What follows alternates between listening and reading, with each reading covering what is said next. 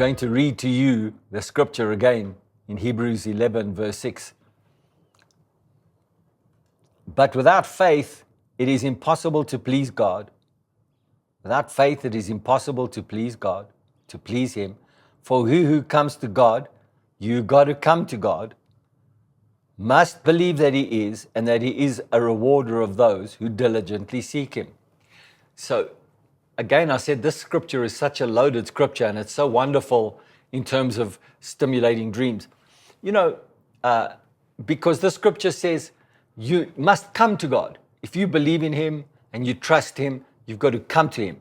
Well, like I was saying to you, if you want to look for some kind of financial assistance in doing a deal, a business, an opportunity, and you go to an institute or you go to a person and you look for financing, you got to go to them. You got to go seek them out. You got to go find out, and you got to try and bring some kind of connection together. Well, that's the way it is with God. You got to go seek Him out. I think the important part of that verse that I want to highlight in this session is the Bible says here, for he who comes to God must believe that He is. There's a coming to God. There's a on purpose, I'm coming to God. Now, if you and I, if we have to start saying, where do dreams come from? Well, dreams come from the spirit man. If you're a born again spirit, they come from the soul. Now, let's just talk about every normal day person that's not a Christian. Every person on the planet, whether you're Christian or not a Christian, every person, you can dream dreams. The dreams are stimulated by things that you see, your environment. Your dreams are stimulated by things that are in the inside of you, that you imagine, that you think about, that you ponder on, meditate on. I mean, if I just have to put it to you this way, if you go to someone in a village somewhere that they don't have TVs, they don't even have cars, they stay in huts, and this is where they grow up. What do you think they're going to dream? I mean, they don't even know what a supermarket looks like. They live off the land. What kind of dreams will they dream? Well, those dreams are going to be very different dreams to someone who's growing up in a big city where they've got 10 supermarkets within a short distance of where they live in. And they've got trains and buses and cars and aeroplanes, and their life is filled with many different things. Well, they're going to have different dreams. It's going to come from the same source, though. It's going to come from the soul. It's going to come into your mind, your imagination. You may meditate, think about it, ponder on it. The difference in someone who's got like TVs and computers and stuff, they will have visuals that will stimulate dreams and things inside of them. But it's going to be in the same place. Wherever you get that, there is a coming together.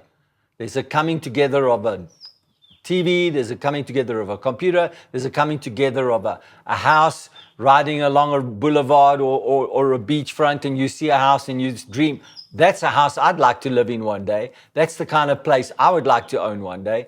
There's a coming together of things. Well, if we recognize that our coming together is in God, if you come to God, you seek Him, and you diligently follow after Him, what do you think is going to happen on the inside of you? Now, He's living on the inside of you, in your spirit, He's living in you. His dreams, he's going to say, John, I want you to have a limitless imagination. I want you to dream the way I can see things happening. Now, my stimulation doesn't come from a TV, doesn't come from a computer, doesn't come from things.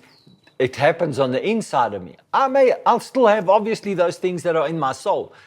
But now my spirit man is coming to God, diligently seeking Him. He's putting desires and He's putting dreams and He's putting things inside of me.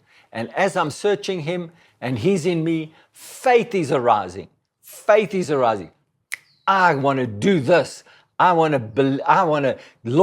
I'm going to call this into my life. I'm going to speak this into my life. I'm going to say this. I see this as something that you want for me. This is my desire. And then I'm seeking him and the reward comes. Wow. I mean, this is just amazing. And that's why if we go back to Hebrews 11:1, now faith is the substance of things you hope for, the evidence of things not yet seen. Because in your spirit, man, you've been seeking him, you've been going after him, you've been diligent about it. Boom. Now faith is the substance. Actually, if you think about it, it's quite simple. Yeah, simple, but it's a determination to live it. Thank you for joining me.